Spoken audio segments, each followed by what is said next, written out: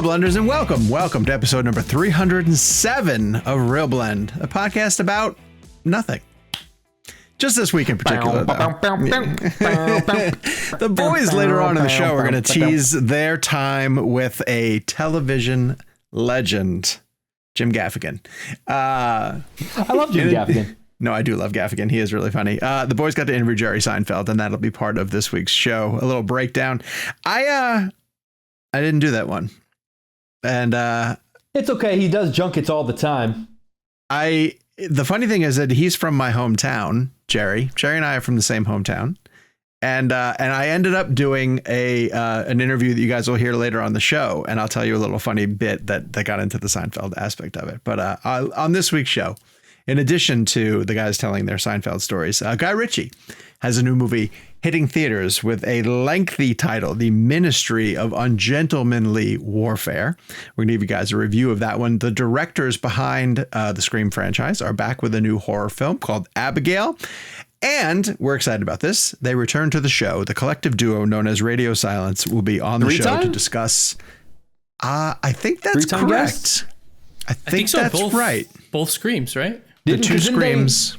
They did two for Scream 5. Yeah, that's true. We did a spoiler, so that might be 4 technically. Four times? Wow. I don't know how much of it will make it into the edit, but they were very clearly remembering the show and fans of the show and kind of asking where you two were because I was pinch hitting. Solo on that one. So let's get right into the introductions, starting with Jake Hamilton, who has to make up some ground here in the tally. Jake is from Fox 32 in Chicago. Hello, handsome. How are you? Well, it doesn't help that I've missed a couple of weeks as well. It's hard to gain ground in the tally whenever you don't actually do the show. I mean, this might be the first time we've had the four of us together. It has been in a couple of weeks, I think. It's been a few weeks, yeah. It's been a while. Everyone's getting fat and lazy, for God's sake. Well, we went to Arrakis. We were in Arrakis for so long. We all had to take a break. Yeah, we crushed it in March. March was a big one for us, yeah. just like Denis, we need to take a break from Dune. we're phoning it in for April, baby. That is Kevin McCarthy of Fox 5 in Washington, D.C. Hey, Kev, how are you? Hey, yeah, I was sitting down with Jerry Seinfeld yesterday. I introduced Jake now before I slate myself. I'm like, they say slate, and I go Jake Hamilton, and then I go Kevin McCarthy. Just so I can. And then there's a laugh track that plays. I'm trying to get Jake's numbers up. All right, so Gabe Kovac, of course, in the producer's chair, is joining us as well too. I want to get the guys in. So talk to us about interviewing Jerry Seinfeld. Was it everything? Is this the first time? Did you guys get him for the B movie? Because I know he did press for B movie. By the way, B movie is severely underrated. That's a very funny film. It should have called itself the A movie. Hey. Well, Kevin and I both or the B team. Or the B team. Yeah. Kevin and I have spoken to him before. I got him via Zoom at the beginning of the pandemic and had a great conversation with him there. It was one of the first. He released a stand-up special at the beginning of the pandemic, and I got him briefly for that. But Kevin actually has some great material with him on a red carpet in DC. Yeah, was that the Kennedy Center honors? Yeah. So the first time I ever got him was Mark Twain. So gotcha. I just recently covered Mark Twain with Kevin Hart. It's a really great award that they've been giving out since I want to say 25 years. Richard Pryor was the first one to receive that prize. Yeah. And so did you get him? Backing it up. No, I wasn't there for Richard Pryor. I think it was 1987 or something like that. I can't remember. But I was on a carpet for Jay Leno was being honored for the Mark Twain Prize. And I had never met Jerry Seinfeld. And so I was nervous because I mean, everyone knows. I mean, we all grew up watching Seinfeld. And I used to sit there with my parents on Thursday nights, must see TV and watch all the episodes and everything. So I'm interviewing Fallon. Fallon walks up. He's also there to interview Leno or to honor Leno. And then all of a sudden, like Fallon just turns his head and Seinfeld enters the shot. Wow. And it was like, and they start riffing on each other, like just making fun of each other. And then they basically say, all right, you do your interview, I'll do my interview, and then we'll meet back up if we need to trade some jokes. And then so Fallon and I finish. He continues down, and then Seinfeld ends up in front of me as my one-on-one. And then Fallon then crashes my interview with Seinfeld. And the back and forth banter, like Fallon's doing a Seinfeld impression. I think Seinfeld was doing an impression of himself. It was just very like meta. And then the other time I got him, I think it was like a David Lynch event. It was the same event where that whole viral thing happened with Kesha and the hug. Yeah, I just saw that recently, too. Yeah, so that was the same event that happened. So then yesterday, to Jake's point, was the first time I'd ever sat down with him, like in a junket style interview with him and Gaffigan for this movie called Unfrosted. I guess we should mention that it's loosely based on the true story of the Pop-Tart invention. Very loosely based. Loosely, yeah. So that hits Netflix May 3rd. But no, it was surreal, and I've been watching. He just strikes me as a tough interview. He strikes me as I'd be intimidated. I would be intimidated by Jerry. Jake, you had a really cool moment with yours that was connected to Seinfeld. Well, I lucked out because Jason Alexander, who of course plays George Costanza, is in Chicago right now. He does in a play here in Chicago, and I interviewed him late last week, and you know, it was just one of those crazy timing situations. I mean, what are the chances? Yeah, dude, how did you feel about that when that lined up? It was insane. Just one of those. Well, my fear was that someone else in Chicago might think of it as well, who might be doing the job, you know, but it worked out where, as far as I know, I'm the only one that did it. And so I had I had, to your credit, Jason. It's a brave ask. I'm sure maybe other people thought of it and went, "Oh, that's what if he just shuts me down," and how scary that might be. It was a brave ask, and it worked out really well. I got extended time. I got 15, almost 20 minutes with Jason Alexander, and so I was able to go. Well, the reason I'm saying that is, you know, when you get 4 minutes with someone, you want to squeeze in a Seinfeld question as quickly as you can. I was able to go 10 minutes. Without, you know, before I even dropped in a Seinfeld question and brought up his There's a show that does that I think you would like. It's called Real Blend. Never heard of it. Yeah. So wait, what was his reaction when you said, "Hey, by the way, I'm going to interview Jerry in a couple of days"? That's great. And then I said, "Oh, you know, I'm doing it for Unfrosted." He could not have been. In fact, what actually the best part was, he took like 90 seconds to like really think of something good. Okay. And people were shouting suggestions at him, and they would say, "Oh, you should say this, you should say that." And he'd go, "No, he's going to hate that," or like, "No, he doesn't want to be put on the." Someone said, "Well, ask him when he's going to come see our show," and he's like, "No, like, because he doesn't like to be put on the spot like that." He was sort of, you know, kind of like, he knows Jerry well enough to know what was going to make good TV for me. Yeah. So he came up with a great bit, and the best part was watching whenever I initially told Jerry, "Look, I don't really do this, but I've got a fan question for you," and I could just see him hating me in that moment, and how like, you know, he doesn't, you know, they're basically going like, "Oh, okay, this is part of the junket bit, and I got to do this," and like, "Okay, fine, let's do it." And the way his face changes when he realizes that it's Jason Alexander made for a really great moment, and it also yielded. There's a thing that ended up happening, which we've all experienced, was such a great thing, which is then Jim Gaffigan started asking him Seinfeld questions. And so I kind of kicked back as the two of them just started having a conversation about Seinfeld. And we always say, you know, like, we don't always love when they pair actors together, but the best thing that can happen about it is when the two just start talking to each other. Yeah. And it just made it was just one of those, like, and I'm not trying to like rub it in, you know, considering you weren't there, but like, it was just one of those interviews of like, when are we going to get him again? What are the odds that, you know, we get another sit down with him? So I was very grateful for it. And I'm very excited to put a little special piece together. I assume we'll get the sequel Frosted in 2 years from now. Oh, right? That's well done. See, this is the gold that he's missing out on. It's gold, Jerry. To finish the trilogy, will it be defrosted? Defrosted. Oh, yes. Somebody call Jerry. Why does anyone listen to this show? I don't know. I really don't know. I have no idea. If you're watching us on YouTube, again, I'm not sure why, but thank you. I'm so sorry. Very sorry. We apologize sincerely. Head down, give us a like and a subscribe. Join us here each week for a brand new episode. For our audio listeners, if you want to join us in video form, head to youtube.com/RealBlend Podcast. Of course, we're available all the different places you get your audio needs met. And if you would like to sign up for Real Blend Premium, what it does is it gets you an ad-free version of the show and a newsletter from me every Friday. I will have one to you guys this week. Check the description for information on where to sign up. Okay, so we're not 100% sure how many times the following guys have joined us on the show. It's this is either their third or fourth. I'm pretty sure it's their fourth. either way, safe to say, friends of the show. This is Matt Bettinelli-Olpin and Tyler Gillett, who collectively go by the name Radio Silence. They have a new film coming to theaters. It is Abigail, and they are on the Real Blend podcast to discuss it right now. Here are the guys from Radio Silence talking Abigail. There they are. Stop checking your phones, boys. Come on. Hi. How are you? Great. A long press day. How's it going so far? It's going great. It's going great, yeah. Good. You guys have a fun one to talk about. Absolutely. How's everything? How are you? You good? So good. I'm Sean O'Connell. I'm with the Real Blend podcast. I'm missing my two co-hosts. I'm batting Where'd they solo go? on this Where one. are they? They are currently missing? interviewing Jerry Seinfeld about his Pop-Tart movie. So Oh, you drew the short straw. Okay. I get it. Which, I just can't believe that's a real sentence. That's an actual the Jerry Seinfeld about his Pop-Tart movie. And I'm going to start here because I am pretty sure I heard a Glenn Danzig song, Abigail. Great place And to start.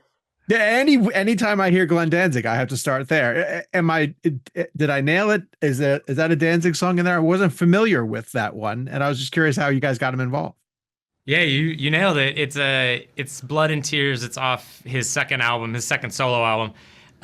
Lucifuge. Yeah, 2. and it the funny thing about that song is that that song was the first song we tried for that scene. Okay. And we were like, that's pretty cool. We like it a lot. And then we went and tried 8,000 other songs because that's just the process, making sure you found the right thing. And we found ourselves back at that song and just loved it. And it really just does something, Unexpected? Definitely unexpected. Yeah. We didn't expect to have a Danzig song in the movie, but we're really glad it's there. He's a horror director. Have you guys ever met with him or talked to him about?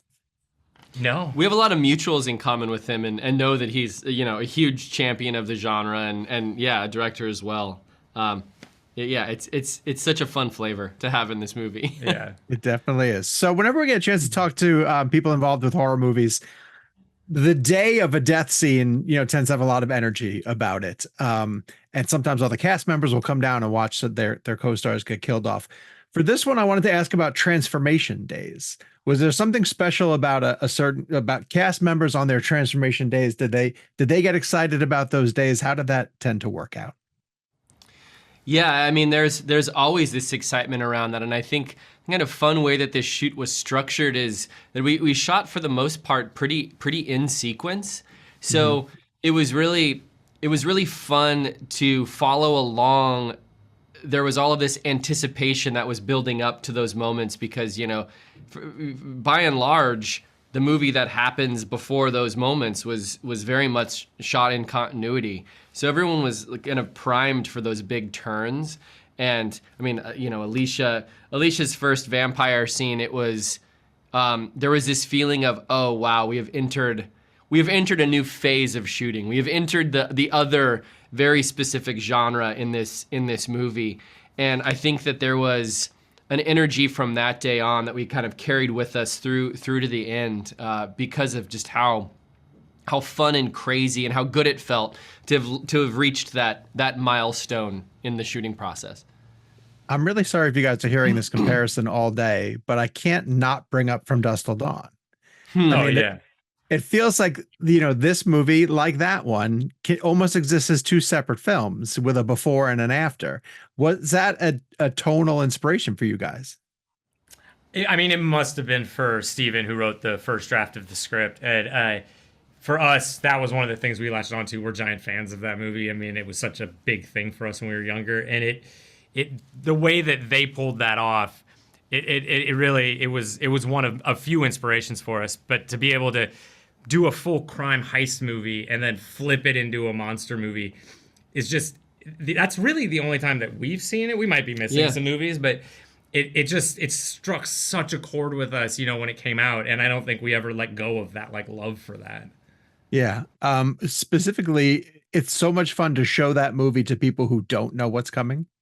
Oh my God. Yeah. Yes. And having them just sort of settle in, and think they're getting this badass Tarantino penned, a crime thriller, like you said, with Yeah. Clooney being as badass as he is, and Harvey Keitel and all the great performances that are part of it. So I remember people being mad when it became vampires, and I was so stoked. The opposite. Yeah.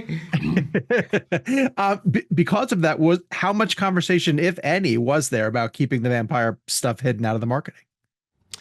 I mean, I think there's always a desire, and I think that we would always encourage people who are fans of something to try to go in as blind as possible. We do that with movies that we love and are anticipating. Like I refuse to watch any trailer for the new Alien movie just because I want to have that experience in as blind a way as possible. But I think once we really landed on the very iconic image of Ballerina Vampire, we knew that it was going to be the biggest part, the most memorable part of what the marketing of this movie would be. And I think that, what it ultimately ended up doing was, I think it challenged us to just make sure that everything that comes before and after that very specific twist has to really matter and be really fun and really entertaining. And I think, what we always do is try to steer heavy into the characters and try to make sure that dynamic is really fun and interesting and rewatchable at the end of the day, right? All of our favorite movies that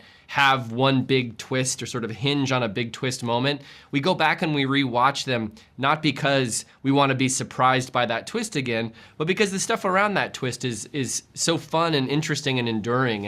And so I think knowing that, we really were drafting off of our favorite, big twist movies and hope to design a film that stands up to that twist, but also has really great stuff hidden throughout it.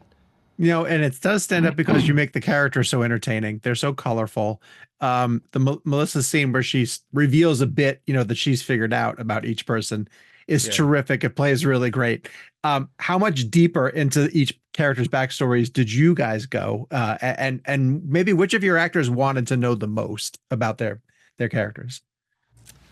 I think we all have our own interpretations of the deeper stuff, but there was something about this movie that was really fun to not go deep beyond that in a very conscious way to make it. I'm sure the actors did their own prep that we're not aware of, but for us it was very much like, let's keep this the same way that the movie starts, goes almost chronologically.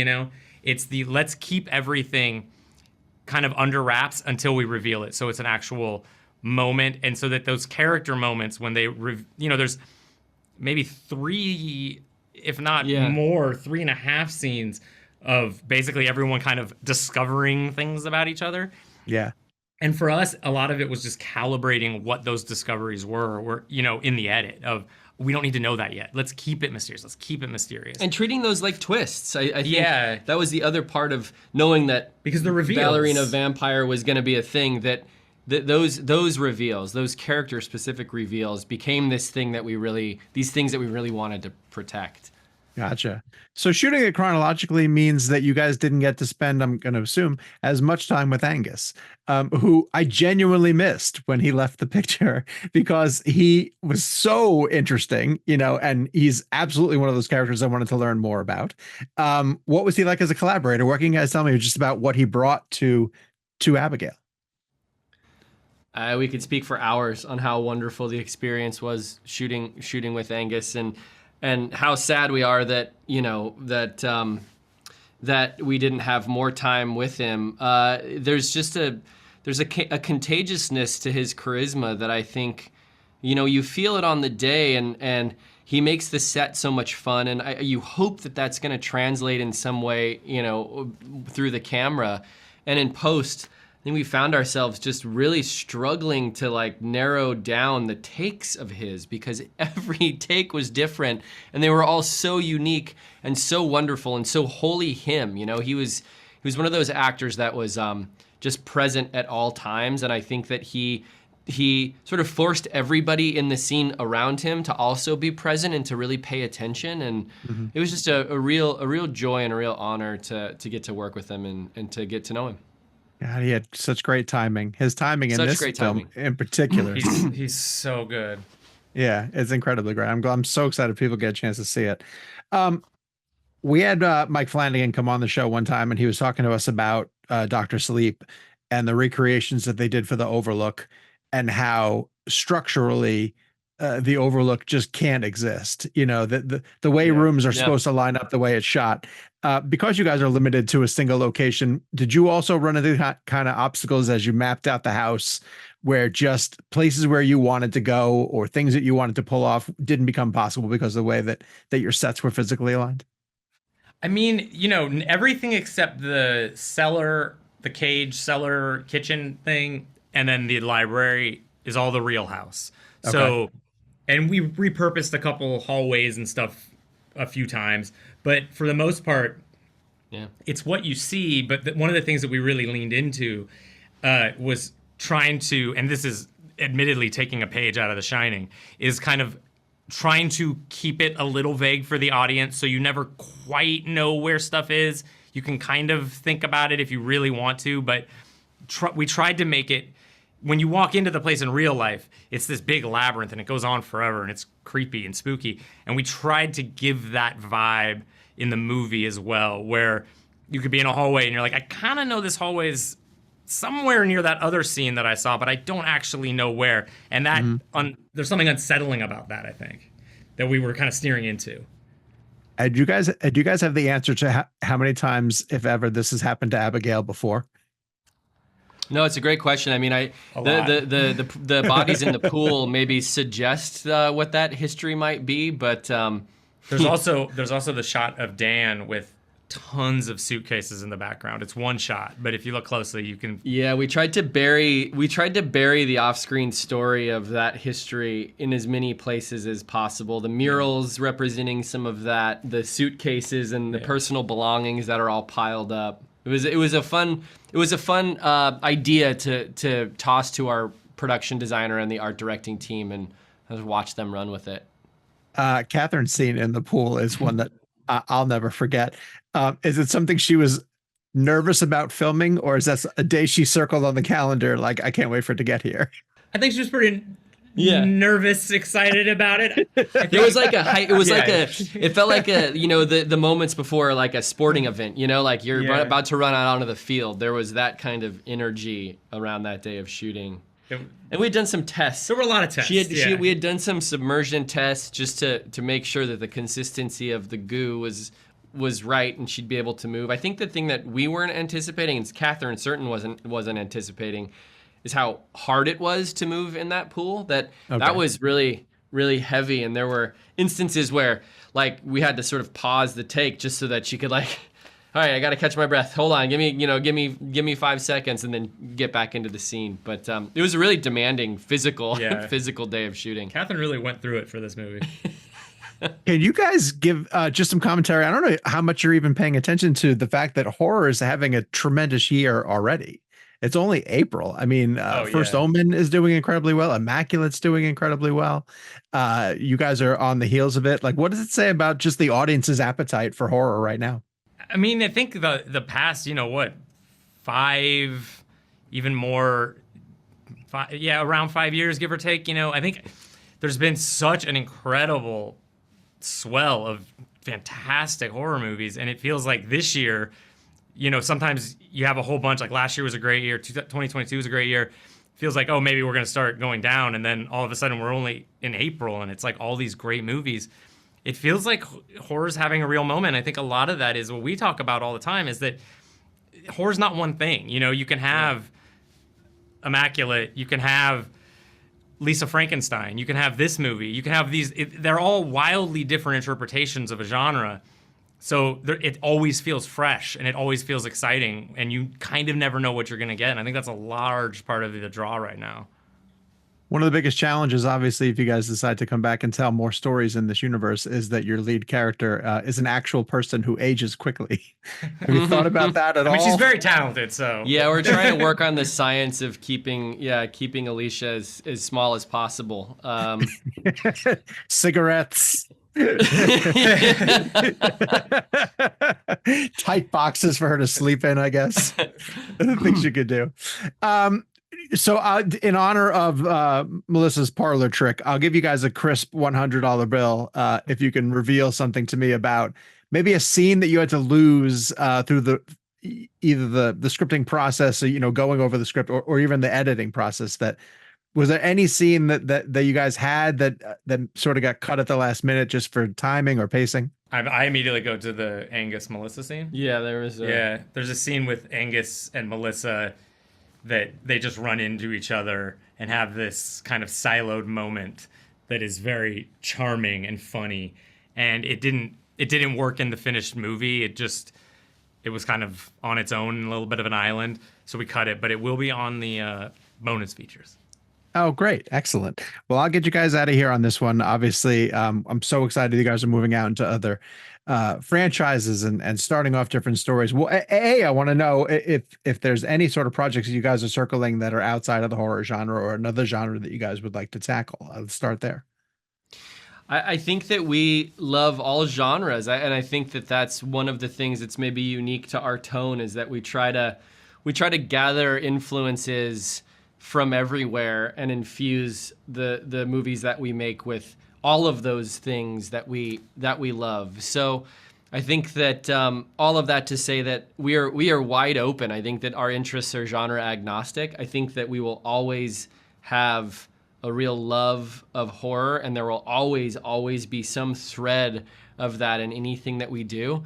But I think that we just love telling stories that challenge people's expectations or their notions of what a genre might be.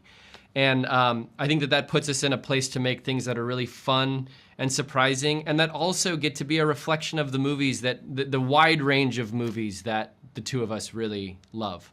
Mm-hmm. I feel like music has to be involved in almost anything that you guys do. I can almost see the two of you doing a musical, especially the way that this film opens, the way that you shot some of those dance sequences featuring ballet. We'd be into it. We'd be into that. Yeah. Or a musical. Sign us up. I can definitely see that. And finally, I just want to know how you guys felt after the news broke that Nev was returning to Scream. I mean, it had to be kind of celebratory for you guys. Yeah, I mean, excited to see how that goes. You know, we love Kevin, we love Nev. Like, it's the more Scream stories we can have, the better. Yeah. Excellent. Guys, I really appreciate you coming back on the show, and I really enjoyed this film. Thanks for your time. Hopefully I get to catch up with you guys again soon. Yeah, good to chat. Yeah, man. Good to see you guys. Yeah, say hi to your cohorts. Thank you very much to our good friends at Universal Pictures, as well as to Matt and Tyler for joining the show. We're going to talk about Abigail, give you guys our review a little later in the show, but they are always a fun talk. All right. So if you guys listened last week, we discussed Civil War, Alex Garland's movie, and we had Garland on the show. And one of the topics of conversation that I brought up was I was genuinely curious to see how this was going to do at the box office, if it was going to reach out beyond the quote unquote film Twitter bubble and reach the mainstream. I think that the answer to that is a definitive yes, as Civil War ended up making $25 million domestically in its opening frame. It is Alex Garland's best opening weekend ever, and also the highest grossing opening weekend for an A24 film.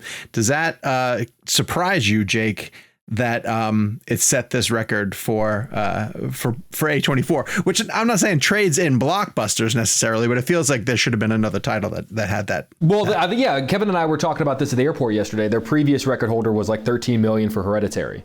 So it didn't have to do a ton. But here, it's so funny. I actually kind of look, that's a really solid number, and everyone involved should be incredibly proud. I actually thought it was going to be higher, just based on not just the film Twitter bubble, but the amount of people who were asking me about this movie, who I consider to be casual moviegoers. We often talk about, our barometer, and mine is people here in the newsroom. The amount of people asking me questions about this movie, I really thought it was going to be somewhere in the 30s. Okay. I don't want to say disappointed, because it's a number that should be celebrated, and any movie that exceeds expectations or estimates, that's a great thing. But there's a part of me that thought, I would have liked to have, just because I loved the movie so much, and I love movies that are getting people talking, no matter what it is that they're talking about. The fact that we're having these conversations about this movie, I think this is going to be a movie we're talking about for a little while. I just really thought it would have crossed into the 30 territory. Well, then for that reason, I mean, it could have legs, It might. The next interesting facet, I guess, will be what the drop is, going to the second weekend. If it holds, it's going up against Abigail. Do we think Abigail is going to take number one? No, I think it's going to be close. I think it could be Abigail. I think Abigail could take number one. Interesting. I don't think it's not going to be. It's not going to be Richie's movie. Abigail is slated to do, from an article I read earlier, I want to say it was Variety, so forgive me for not giving proper credit. I think it was like 12 million was the estimate for this weekend. I actually was extremely surprised how well Civil War did. You thought it was going to do less? Way less. Oh, interesting. Because, well, one, A24 had never had a movie open over 13 million. Two, the interest for Civil War, at least from my end and the engagement that I was seeing through my audience and my newsroom, was people were starting to pique their interest as the week got towards the opening day. I remember like my co-anchors and everybody just not really knowing what this movie was. And the idea was going in, like I was like, I thought this movie would make maybe 12 to 15 million. That's where I was at. And then when we did the show last week, I think Gabe had mentioned that the tracking was somewhere between 20 and 30. And I was like, what? And I know that the movie has a lot of engagement, a lot of star power. I just didn't know if it was too close to, just too close right now in terms of how divided the country is and things like that. I wasn't sure if people were going to go out to see a film that kind of, dealt with things in a very serious matter that it was dealing with. And I was just really happy to see the numbers it made. I think it really showed that people wanted to show up for something interesting that they could talk about, have conversations with afterwards. But at least on my perspective, on my end of things, when I was like on this yesterday, on Monday, 2 days ago, we're recording on Wednesday, when my anchors were doing a recap of the box office for the weekend, they were then starting to say, oh, now I'm really interested in going to see this. And so I think it's going to have incredible legs. Gabe was pointing out that the Guy Ritchie movie could also have a potential to be number one this weekend. I don't know that one's going to strike as well. I think we're going to see a situation here where I could see Civil War doing like 16 or 17, maybe 15. And then Abigail does essentially what we think is going to be 12. My only thing about Abigail is this. I think horror movies have always been a really interesting film genre, and they do really well at the box office, obviously. But I think this year it's almost oversaturated. I feel like there's a new horror movie every week. There's been a lot lately, and I love The First Omen. I think it's one of my favorite movies of the year, but I don't think that one did as well. And then so like I think there's just almost too many horror films opening up in order, and I think they need to be more spread out. And I don't think that Abigail is going. I think Abigail is going to actually not benefit from that. I think it's going to be a problem in terms of like people are just kind of oversaturated with horror at the moment. So we'll see. The other component I think that we're running into, and we're having this conversation a bunch on the show, is people making the active decision of what deserves to be seen in a premium format. And that's being driven by Oppenheimer and has been being driven by Dune recently. And one of the narratives of Civil War is try to see it in IMAX or try to see it in the Dolby cinemas to appreciate the sound design of what comes of it. And so I think those factors may also help push it ahead going into this coming weekend or having it hold its audience, because when people look across the board and think, what movie can I wait to see at home, versus what movie should I go out of my way to go see in a theater? I think Civil War wins that conversation. So we'll see what kind of effect that it ends up having. All of us highly recommended, if you want to see our review of the film, go back to last week's episode and search the Garland interview as well too, because he was terrific. Jake, you nailed that interview, man. That was phenomenal. That was so good. Really great. Kev, do you know how long Civil War has IMAX for? I'm gonna guess. I just did a search, so Ministry is not there. Yeah, I didn't see Ministry.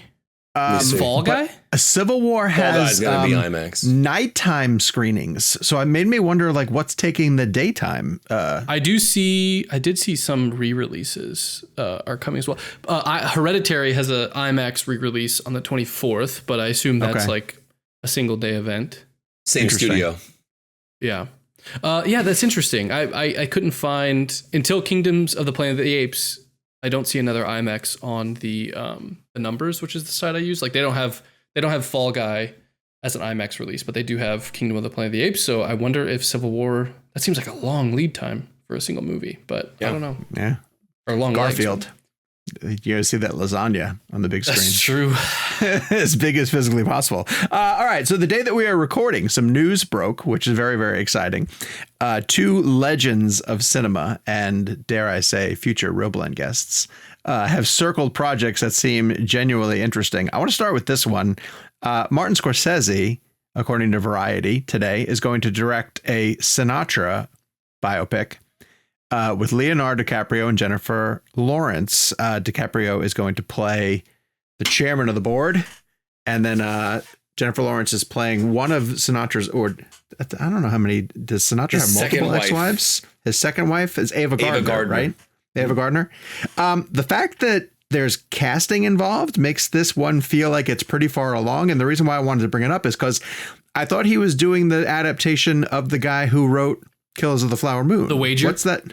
The Wager. And the Jesus movie. And the Jesus movie. Is that what it's going to be called? That's a great name. Yeah. Jesus, the movie. The movie.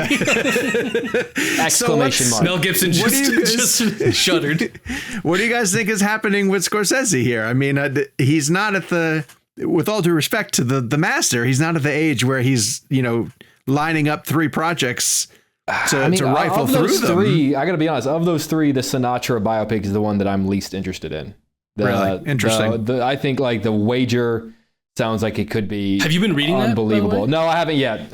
Same. I'm only a handful of chapters in. Yeah, I was at a Barnes & Noble the other day and was going to buy it, but then I realized I could save $10 by buying it on other sources. Great story.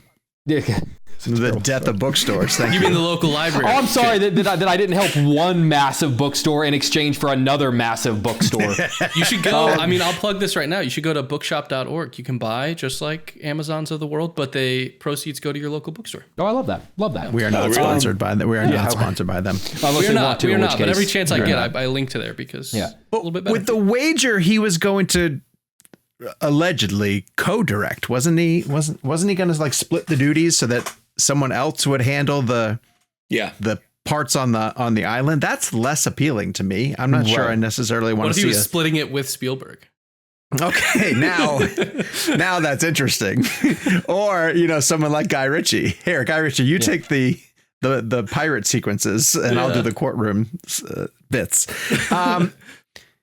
So Kev, which one of the three interests you the most, and do you think any of them, like which is the one is going to make its way to, I'm going to say Netflix or Apple soon?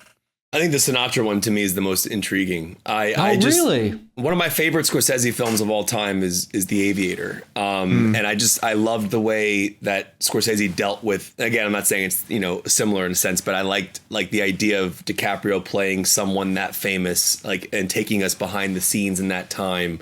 And obviously Sinatra was also an actor. So I think it'll be really interesting to kind of see what time period they're dealing with. I'm not sure of the exact timing of his second wife, Ava Gardner, and kind of how that plays into the story. But I would be fascinated I don't know. I remember loving Aviator so much because it was about filmmaking in a way. I remember that's probably one of the most brutal plane crashes I've ever seen in cinema. When he crashes, it's and you feel it. But also just as somebody who has OCD, I remember being very, it was interesting to watch a film that kind of explored that with a character. So I think because it's Sinatra and it's because it's someone famous like a Howard Hughes in a way, I'm more fascinated to see. And I think DiCaprio makes very, very limited choices in what he does, meaning that he doesn't do a lot of films. So that's why I'm curious. Let me ask a question, though. Are either of you going to be able to not see DiCaprio, as Sinatra? Yeah, 100%. And I'll bring up J. Edgar Hoover or J. Edgar. I don't really know what J. Edgar Hoover looked like primarily, but that just looks like Leonardo DiCaprio in a movie kind of thing. Sinatra is such a famous persona. I saw Howard Hughes when I watched Aviator. Also, I did not see DiCaprio at all in Flower Moon. I was going to say, he's very, Flower Moon is a good example. The one movie that I'm always surprised he disappears in for me is Wolf of Wall Street. Mm-hmm. Yes. Which is not a recognizable person. To Sean's point, you're looking for Frank Sinatra, so maybe it will be different. But I'm always surprised, but I'm like, oh yeah, this, I forget that this is DiCaprio. He just kind of. Do you think Leo sings? Do you think he sings in the movie? I don't know if he can because he didn't want to even do that singing scene in Once Upon a Time in Hollywood. Really? Remember that scene where he's filming the commercial? Yeah. Apparently, you just get Michael Bublé to do it, right? Yeah. Do you think it could be like a Sinatra movie that doesn't involve, like, if you have Jennifer Lawrence as Ava Gardner, maybe it doesn't get involved in. See, I guess we don't know the story. We don't know if it's like, and if his estate owns the music rights, then and they don't give it to him. Yeah. That's always such a catch-22. Yeah. I don't know. I'm intrigued. I want to hear more details about what this story actually is. Because with Sinatra, it's one of the conversations we were having about this Michael Jackson biopic that they're doing. Like, you could do 4 movies about Michael Jackson, like in each specific time period if you wanted to, and you could do the exact same thing with Sinatra. So I'll be really curious to see what they come up with. The other one is The Beard. Spielberg is apparently going back to UFOs, and he's going to be doing a UFO film from his own idea. And an equally legendary screenwriter, David Koepp, is going to be teaming up with him on this. I think we just asked this in last week's episode, so it was nice of Steven to give us an answer. I said, what is Spielberg actually working on? Like, well, I thought he was doing a movie, like a Bullet remake, wasn't he? Oh, I don't know. I thought he was doing a remake of a Steve McQueen movie with Bradley Cooper. Oh, that's no, he's not doing Close Encounters of the Fourth Kind, Gabe. Thank you for suggesting that. So this is all right. So what's our interest level in this one? In Spielberg returning UFOs? We should probably give Variety just credit for that story as well. Oh, yeah, sure. Yeah. They broke it. They broke the two of these together into their one thing. So I'm excited, but again, until we know any more specifics, anytime Spielberg deals with aliens, I'm intrigued. So yeah, and I'm excited for spectacle Spielberg. I love, obviously, Fabelmans and Bridge of Spies and The Post, but I feel like the Spielberg that we all fell in love with when we were younger has sort of taken a backseat to him rightfully earning the right to tell the stories that he wants to tell at this point. Don't sleep on Ready Player One, man. I'm not sleeping on Ready Player One. I like Ready Player One. But the idea of getting a spectacle Spielberg movie again, one that apparently obviously is very close to his heart because it's his idea, I think could be something really special and could bring Spielberg, the Spielberg that we love back again. Yeah. Ready Player One, 2018, coming on six to almost 7 years ago now at this point. Crazy. So, all right. So those are 2 more bites at the apple we're going to get at getting those 2. Hashtag if it happens.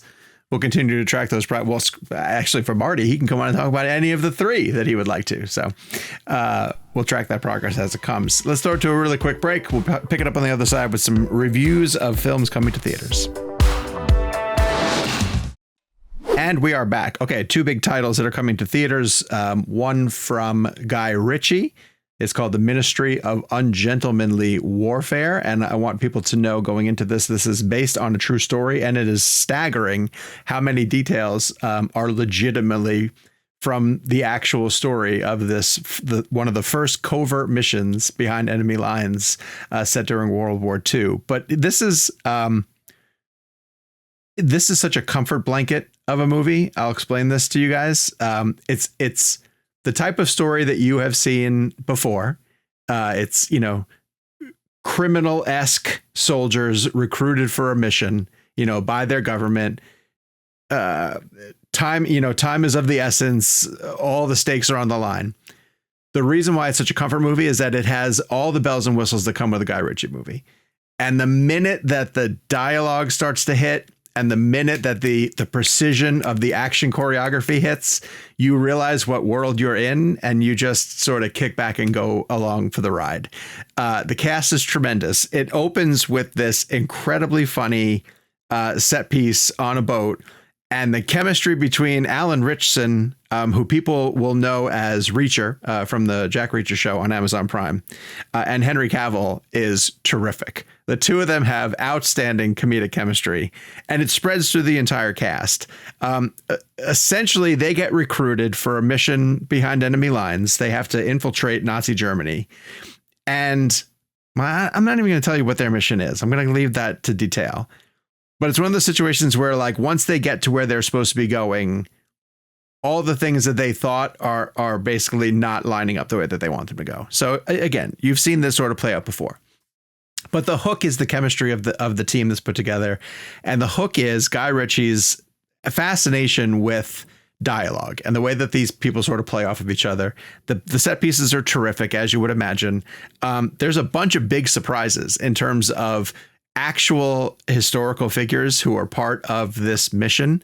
And so the only thing I need to do to sell you on it is, if you like Guy Ritchie movies, go see this. It ranks up there with the best of the Guy Ritchie films. Wow. Yeah. It's terrific. Yeah. And I mean, he has a very distinct, like, he has the ones that are set in London in the criminal, element, essentially. This feels more like The Man from U.N.C.L.E. It's designed that way. It's got the precision of a ticking clock, and it's got a cast who completely understands what it means to be in a Guy Ritchie movie, and they take full advantage of being in it. So highly recommend. Really had a good time with it. Was there fun to be had with the fact that this is kind of this is the thing that inspired Ian Fleming to write James Bond, who famously pulled from his, like, World War II. So Ian Fleming was a character that I did not realize was going to be in this story. Yeah. Yeah. And when Ian Fleming showed up, I was like, oh, I didn't realize that. And so, yes, there's a lot to that. That's cool.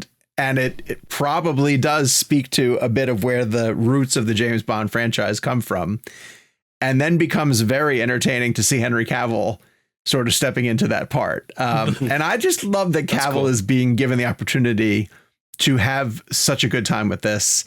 And if you've watched him at all on the press tour, he's joking a ton about the amount of work that has to go into his facial hair.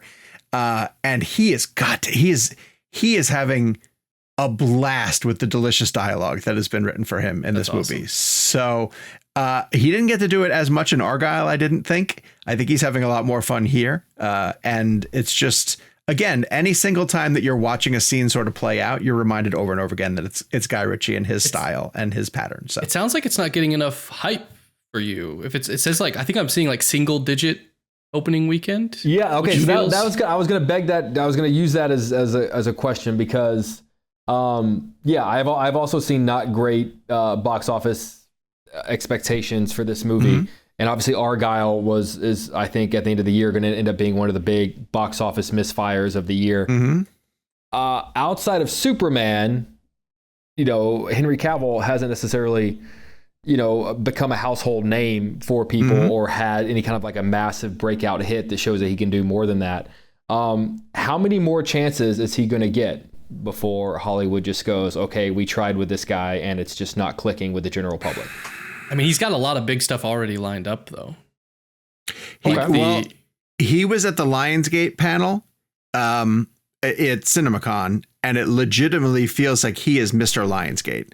He is going to show up. This is going to be interesting.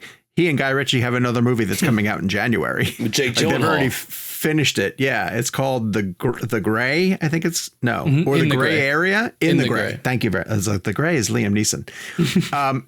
And it, again, looks very much like a Guy Ritchie movie. It's three, extremely attractive criminals who are on a mission kind of thing, but looks sexy as hell and really savvy. And but then I'm not trying to knock the guy, because I like Cavill a lot. I do, but I just feel like, he keeps having these movies come out that no one goes to see.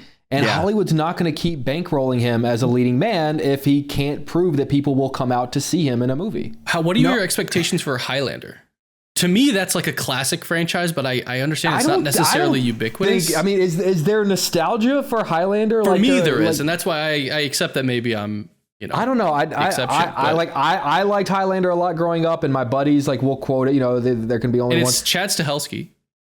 I'm just not sure. I honestly kind of feel the same way about The Crow. Is there enough of an audience for that title and the feeling, that nostalgia, to come out for a new one? I'm not. We're gonna find out real soon. Yeah. Well, let me quick go through Guy Ritchie's opening weekends, if you guys don't mind. His most recent ones, Guy Ritchie's The Covenant opened to 16 million domestically in April 2023. Before that, he had Wrath of Man, 27 million. The Gentleman did 36 million. Not opening. At domestic box office. No. Oh, wait. Am I looking at... Oh, wait a second. Maybe I'm looking at totals. I'm sorry. I'm looking at totals. The Gentleman did not open to 37. Hold on. Where am I getting openings? No, never mind. Yeah, total. Yeah. 27 for Wrath of Man. That's a big difference. It had a 8.3 opening. There you go. That sounds like a Guy Ritchie opening. But my point being, his big titles are Aladdin, and the 2 Sherlock Holmes movies. Yeah. So IP. Maybe Guy Ritchie's audience is a little bit more limited than we're thinking. So we'll see. I don't know, but I recommend it. I think people should definitely go see it. I'm not trying to throw cold water on the hype of Henry Cavill. I just he's the most famous person whose movies no one goes to see. I think it's fair. And in fact, you might argue outside of Superman, his other most famous franchise is Enola Holmes. Which is a Netflix movie that, we can't tell. Witcher did big numbers too. Witcher is also big. Yeah. So and he wakes up every day and looks like Henry Cavill. So pretty good start to every day. Yeah. When you're stepping out of bed. Did you wake up on the wrong side of the bed? He never does. He never does. He wakes up as Henry Cavill. He doesn't wake up on the bed. The bed wakes up under him. Very true. There we go. All right. For those who are looking for horror and who appreciated our conversation earlier this episode with the Radio Silence guys, we have Abigail. And Jakey, I want to get your take on the Ballerina vampire movie. I think you enjoyed it a little bit more than I did. But I did, man. I just had a ton of fun with it. But it's funny. Sean and I were talking yesterday, and I think in terms of what we would give it out of 5, I think we're literally talking about the difference between a 0.5. Okay. But I just had a ton of fun with it. I sort of knew exactly kind of where it was going and what it was going to be. I like that it both it doesn't take itself. I think it's fully aware of its ridiculousness in that it has lines like, "We kidnapped a ballerina vampire," but I feel like it delivers its ridiculousness in a serious tone. I loved the brutality. I love the violence. I love how bloody it ends up getting. I do agree that it would have been really fun to watch this movie and not know what the twist was. I kind of felt like from the start, I had a feeling of where it was going in the end when they start talking about her father is this crime lord, and the reason that they kidnapped her in the first place is to get a ransom for this guy, and then they all start finding out who her father is, and they're like, "Oh my God, it's this guy, and we didn't realize that we kidnapped the dog." I kind of started having a feeling of where it was going to go from there. So the big revelation at the end wasn't as shocking as I liked it. I thought it was cool, but it also wasn't quite as shocking as I feel like they think it is maybe. But I just had a lot of fun with it. I think Alicia Weir, who plays Abigail, was absolutely fantastic. I thought she was really, really great. I loved the picking off one by one of everyone. I loved sort of the trapped in the house kind of angle. I just thought it was a ton of fun. It was exactly what I thought it was going to be based on the trailer. Nothing more and luckily nothing less. So if you go back and replay everything that you just said, but just replace love with is exactly where I'm at. Okay. I accepted everything that it was. I liked all of the things that it did. It's a perfectly well-made, ballerina vampire kidnapping movie. Completely echo the fact that they made a mistake in letting people know that ahead of time. But then how do you sell it otherwise? I mean, that's the problem. Is that how do you sell a ballerina vampire movie? I mean, even from Dusk Till Dawn, the trailers reveal that it's a vampire movie. Do they really? That's interesting. I wanted to go back and rewatch the trailers, like the original trailers for that, because I wasn't sure if that was tipped off. Now, enough time has passed so that I think you can pinpoint people who haven't watched it. Like I love watching From Dusk Till Dawn with someone who doesn't really know anything about it, and then waiting on that turn.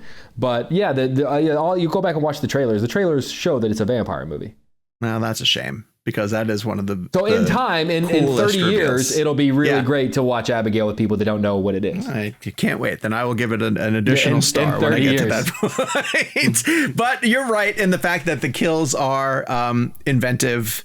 And one of the things that we had, you guys didn't get to hear the interview yet, but one of the things we discussed about is in a horror movie, how much fun it is on the day of someone's death scene. But with Abigail, it's how much fun did they have on people's transformation days?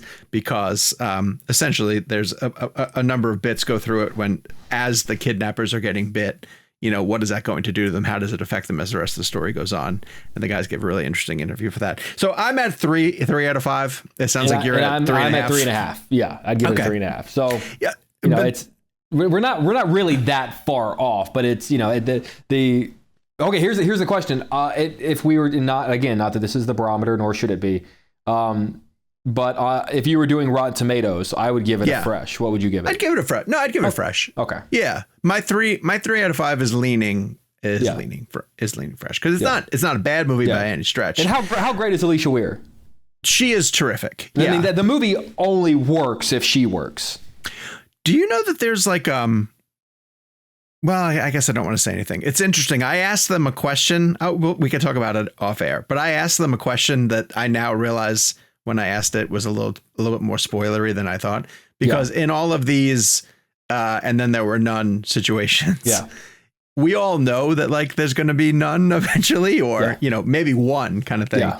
But there is a fun element to how the people go, and so I'll choose to. Did the revelation, did the reveal at the end? Did it seem obvious to you, or were you surprised by it? No, I saw that coming. Yeah. Same. I mean, I liked it. I think it's cool, but I saw it coming a mile away.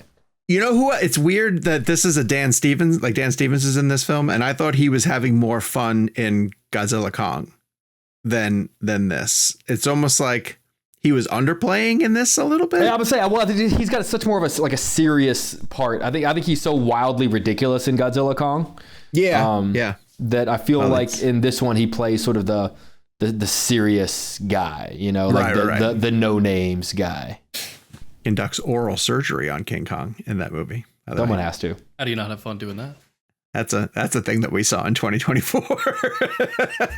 Strange year. It's a very strange year. All right. So with that said, head to the comments and let us know what you're seeing in theaters this weekend. We have had a glut of new releases and things that we have tried to cover as much as we can on the show. We got a bunch of movies still coming up too. It's going to be some really exciting things hitting theaters. Some that the guys have gotten a chance to get to junkets to, a few, if it happens, that are lining up as well. So hit the comments down below. Let us know what you're choosing to go see in theaters this weekend. And if it's Civil War, let's see if it has a strong opening or second weekend, a stronger hold. So follow us on social media.